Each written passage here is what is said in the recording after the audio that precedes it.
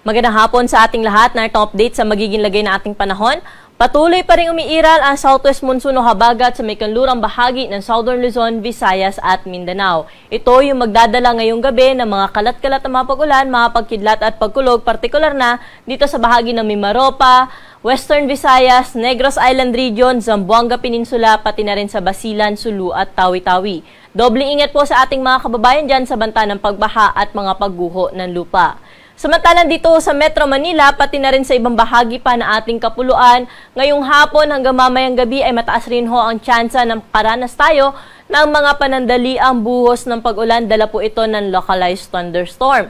Kapag may mga thunderstorm ho tayong inaasahan, yung mga pag-ulan nito ay tatagal ng 15 minutes hanggang 2 hours na po yung pinakamatagal. At doble ingat po sa ating mga kababayan dahil posible po ang heavy na mga pag-ulan dala ng thunderstorm. At may kasama rin ho ito mga pagkidlat at pagkulog, kaya doble ingat po sa ating mga kababayan lalo na po inasa labas ng kanilang mga tahanan. Samantala, update naman tayo sa binabantayan nating bagyo sa labas nating area of responsibility. Ito po ay si Typhoon na may international name na Shanshan. Huli natin namataan sa layong 1,725 kilometers east-northeast ng extreme northern Luzon. At kung makikita natin sa ating satellite imagery ay sobrang layo ho nito sa ating Philippine landmass, kaya wala itong direktang epekto sa anumang bahagi ng ating bansa. At malayo na nga rin ho ito kaya hindi natin naasahan na ito ay papasok sa ating area of responsibility. At para naman sa magiging lagay na ating panahon bukas, dahil pa rin sa habagat, ang bahagi ng Mimaropa ay patuloy na makararanas ng maaghapong makulimlim na panahon na may kasamang may hina hanggang sa tamtaman kung minsan ay malakas na bugso ng mga pag-ulan. Samantalang dito naman ho sa atin sa Metro Manila, pati na rin sa nalalabing bahagi pa ng Luzon, generally, fair weather condition po yung ating umaga hanggang tanghali, pero pagsapit ng hapon at gabi ay mataas pa rin po ang tsansa na makaranas tayo ng mga panandaliang buhos ng pag-ulan dala ng localized thunderstorm. Pwede ho natin i-monitor yung ating mga thunderstorm advisories na pinalalabas ho na ating mga PRSDs at pinopost po nila ito sa ating social media accounts pati na rin sa ating website. Palagiin pong i-check ito para updated po tayo kung sakaling meron tayong inaasahan ng mga pag-ulan within the next 2 to 3 hours.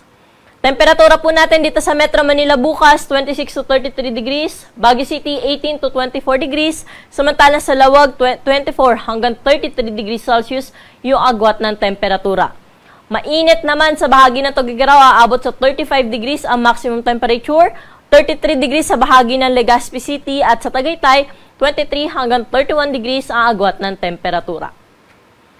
Sa bahagi naman po ng Puerto Princesa at Calayan Islands, 26 to 32 degrees ang agwat ng temperatura bukas. Sa mga kababayan naman ho natin sa Visayas at Mindanao, partikular na dito sa may Western Visayas, Negros Island Region, Zamboanga Peninsula, Basilan, Sulu at Tawi-Tawi, ay pinag-iingat pa rin ho natin sila dahil sa habagat, makakaranas pa rin po sila ng mga pag-ulan. At doble ingat lalo na sa mga kababayan natin na nakatira po sa mga low-lying areas at sa bulubunduking lugar. Samantala sa nalalabing bahagi ng Kabisayaan at ng Mindanao, makikita po natin ay fair weather condition naman yung inaasahan. Ibig sabihin nito, maaliwalas po yung kanilang panahon na inaasahan lalo na sa umaga hanggang tanghali. Pero sa hapon at gabi, mataas ho ang tsansa na makaranas din sila ng mga isolated rain showers dala ng localized thunderstorm. Temperatura po natin bukas sa Metro Cebu ay mula 25 to 32 degrees, sa Iloilo at sa Tacloban 26 to 32 degrees Celsius. 25 to 32 degrees din ang inaasahan natin sa may bahagi ng Cagayan de Oro at ganun din sa may Zamboanga City. Samantala sa Metro Davao, 26 to 33 degrees Celsius yung agwat ng temperatura. Sa mga kababayan naman ho natin na maglalayag, magandang balita pa rin dahil wala ho tayong nakataas na gale warning sa anumang baybayin na ating karagatan at generally magiging banayad hanggang sa katamtaman lamang ang mga pag-alon. At para ho sa ating 3-day weather outlook dito sa Metro Manila, kung makikita natin, pagdating ng Martes hanggang Miyerkules ay maulap na kalangitan po yung ating inaasahan.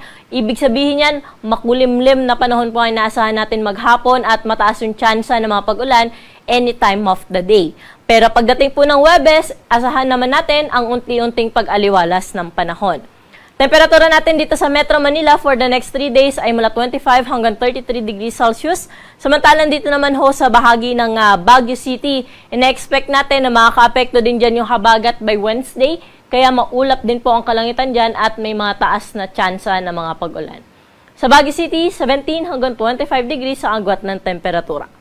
Sa Legazpi City, naasahan din natin na maapektuhan ng habagat for the next 2 days, kaya nakikita natin hanggang Miyerkules ay makulim din po ang panahon dyan at may kasamang mga pag-ulan. Improving weather condition din po ang naasahan natin sa Legazpi by Thursday. Temperatura naman po natin dyan for the next 3 days ay mula 25 hanggang 33 degrees Celsius.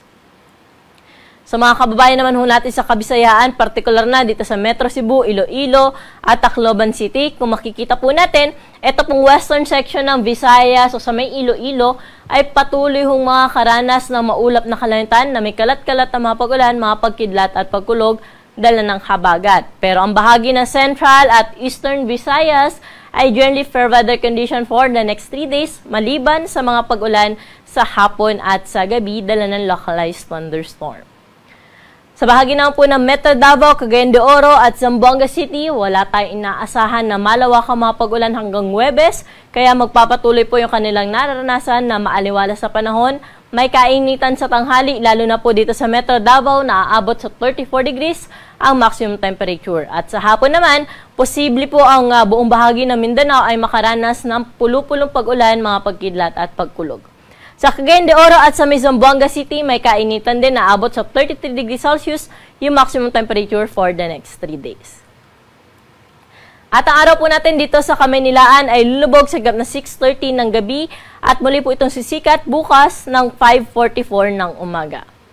Para sa karagdagang impormasyon, i-like at i-follow po kami sa aming social media account sa DOST_Pag-asa at bisitahin ang aming website sa pag-asa.dost.gov.ph.